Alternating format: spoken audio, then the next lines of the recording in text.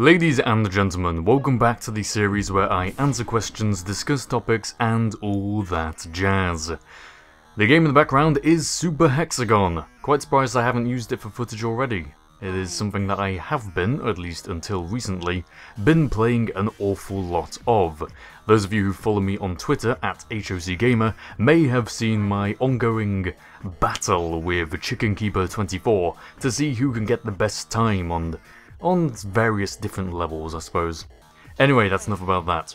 The first question comes in from RAF Batman on Twitter. Are there any skills that you don't have, but wish you did? Bit of an obvious question, one may think, because of course it is human nature to desire skills that we don't have, either due to our inability to do them or due to general laziness. However, there are three particular things that I'm going to find it, I think, fairly easy to talk about.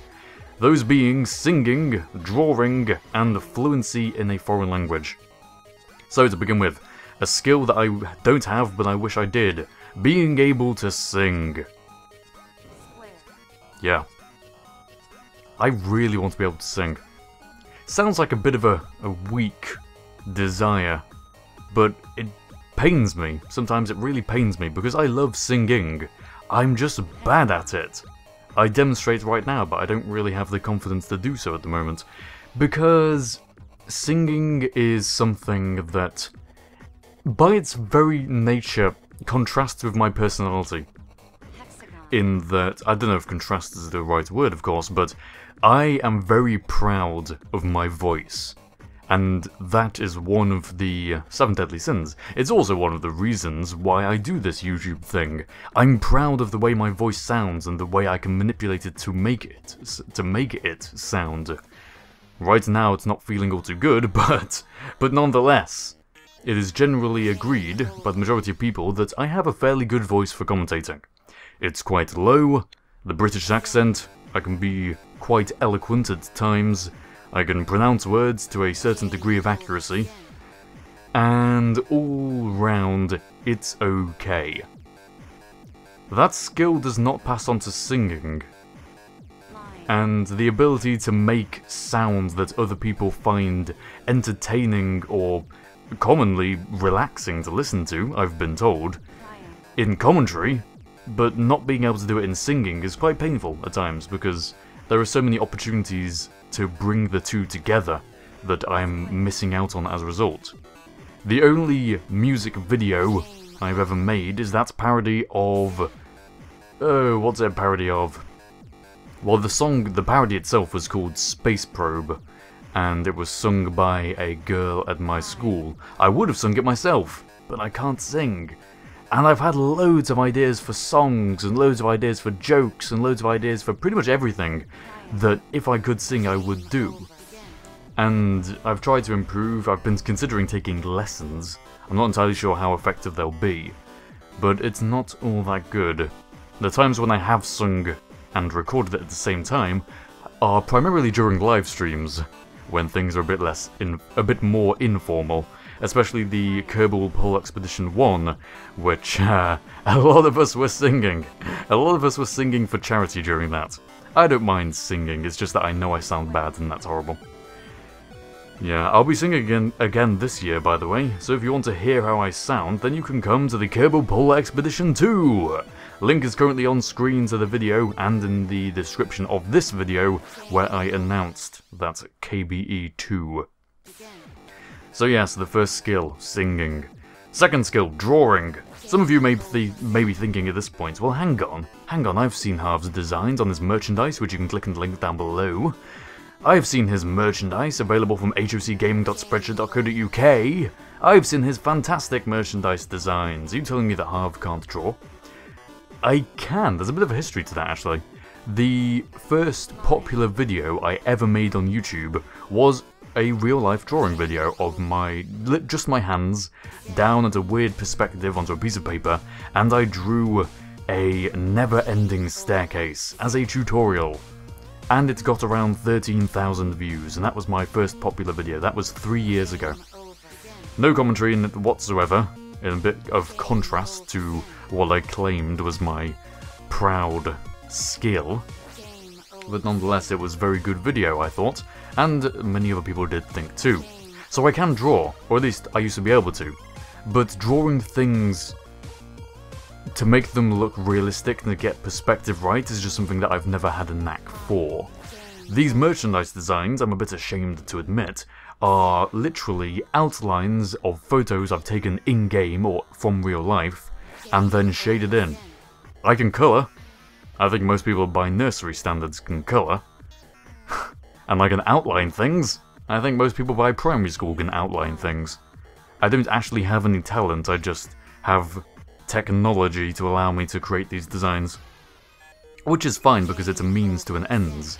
I'm not making these designs to show that I can draw, I'm doing them to produce nice cartoony things, and I quite like that, so I'm going to carry on doing it. It's quite relaxing at times, colouring in. But yes, being able to draw, it makes me feel a bit guilty, because then I get sent in these designs by other people who are drawing them themselves, and it makes me think, do I really deserve to put out my work as if to claim that I've created this design from scratch? So I'd like to be able to draw. And finally, fluency in another language. I took German lessons for 3 years. I did a GCSE in German, I'm still waiting to find out what results I got for that. But I'm not fluent, not even slightly. And that's partly due to the education system. It is the way students are taught how to speak another language in schools in the UK is not the way you learn language.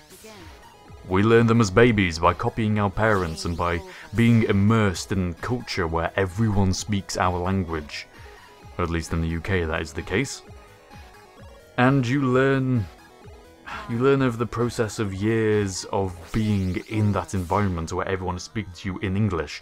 And as soon as you start to be able to speak and, you have halting, faltering little words of English that you come out with pronounced incorrectly, you'll get corrected, or people will sink down to baby talk and learn and train you to talk. It's not the way it works in lessons. You study grammar and practice vocabulary and do speaking assessments and listening assessments. Where you prepare, in speaking, you prepare written responses and then learn them and memorize them. It's not the way it should be. And there are several TED talks on this, and I've watched a majority of them, and they're on the right note. Perhaps I'll link one if I remember to, but my point is, being fluent in another language is not something that I've been able to do due to lessons not really promoting it in the right way. But I'd love to be able to do it. I've been watching a lot of Japanese anime, and being fluent in Japanese is something that I'd love to be able to do, but it's going to be very difficult. That's another thing, it is a very difficult skill. If perhaps I'd put in that extra effort, I could have overcome the problems with the system and actually be significantly more fluent in German than I am currently. Perhaps. Or perhaps not. It's my intention in the future to go live in Japan at some point. I want to spend 6 months in some other foreign country and really try and get immersed in the culture and learn to speak fluently in another language. And fluency doesn't necessarily mean accuracy, it just means the ability to convey meaning and to understand conveyed meaning, in my opinion. Hey, we'll see how that goes. But thank you very much for the question. Next one comes in. 2 questions, in fact, joined together in a bit of a response. From Zeev. I've got no idea how to pronounce that name. Zeev on Twitter. Firstly, why did you choose KSP as the main focus of your channel? And secondly, from Luke via email, why don't you play other games, for example Minecraft or Grand Theft Auto? I'm gonna link these 2 together. I started my channel, I started the HOCgaming channel, about 2 years ago. Before that I had, for a period of about a year, a channel called The Bored Harv. And before that, for a few months beforehand, I had The Lord Harv, which was home to that drawing, that never-ending staircase video that I told you about. Originally, The Bored Harv was mainly Minecraft, as I think a lot of people started out doing recently. Not so recently, about that period of time. Because Minecraft was getting very popular. I owned Minecraft from before the beta, around alpha stage. and I really enjoyed playing it, but I wasn't very good at making videos, as very few people are when they first begin YouTube. My voice was very high, I was speaking more like this, rather than like this, and as a result, and I was using a netbook for the majority of the videos until I eventually upgraded to a laptop, which wasn't much better, so the frame rate was about 5 frames per second, coupled with the annoying voice of a whiny child who breathed in very heavily. I didn't make very good videos. And so I thought with the arrival of my laptop I'd start afresh, and I made the new channel, HOCgaming. An official name for a very professional channel with my newfound ultimate processing capability, I thought. First video was probably Minecraft. I made a tutorial on how to build a 2x3 piston door, which I shamefully nicked the design from a different video I'd seen. Nothing original, of course. And then I found Kerbal Space Program. It was introduced to me by a friend in real life about 3 years ago after its first public release, and I'd been playing it for a while, but then I thought, I could make videos on this, because I was rather good at it. I picked up how to get to the moon within 2 weeks or so. I was in orbit within 5 days, you know. It was something that is very much aligned with my interests, as has been discussed in other episodes of All That Jazz. I'm quite a sciencey guy, I like physics. There was one poignant moment in my childhood about 3 years ago when I came home from school and asked Dad with help with some physics work.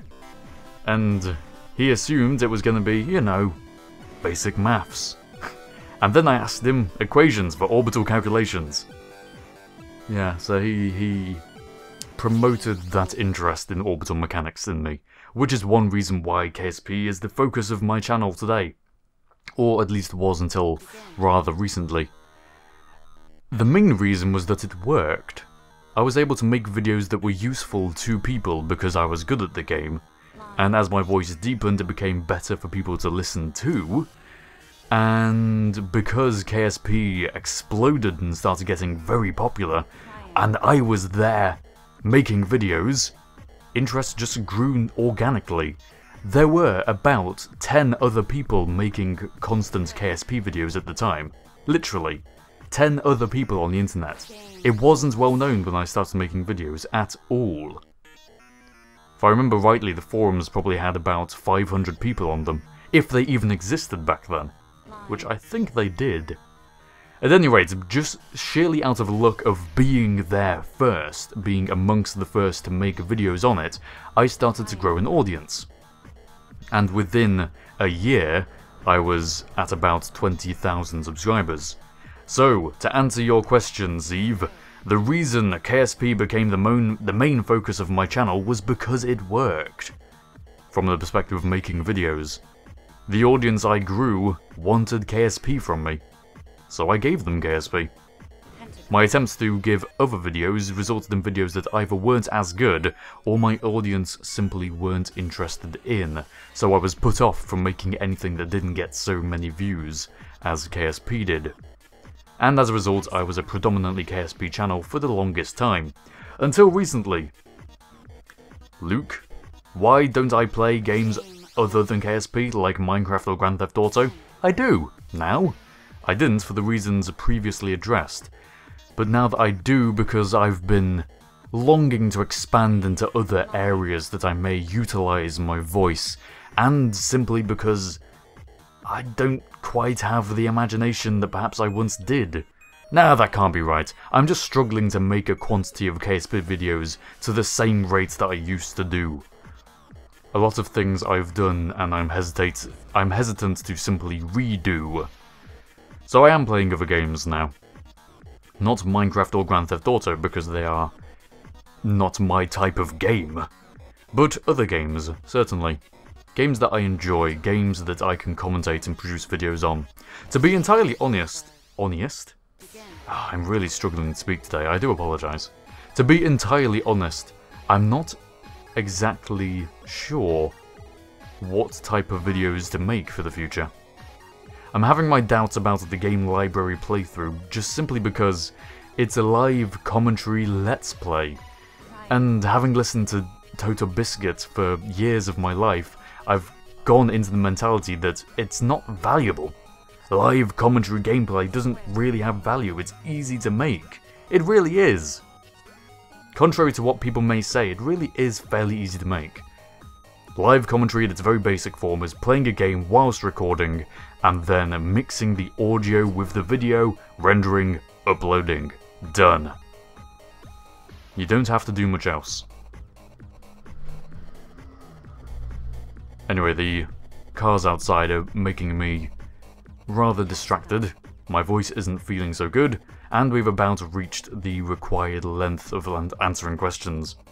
Bit of a more rambly and less focused topic today, but hopefully something interesting will be gained from it. Thank you very much for watching. If you'd like to submit your own questions or discussion topics to all that jazz, you can contact me via comments in the base of this video, via Twitter at HOCgamer, or via email at hocgaming@live.co.uk. Thank you very much for watching, and I shall see you all next time.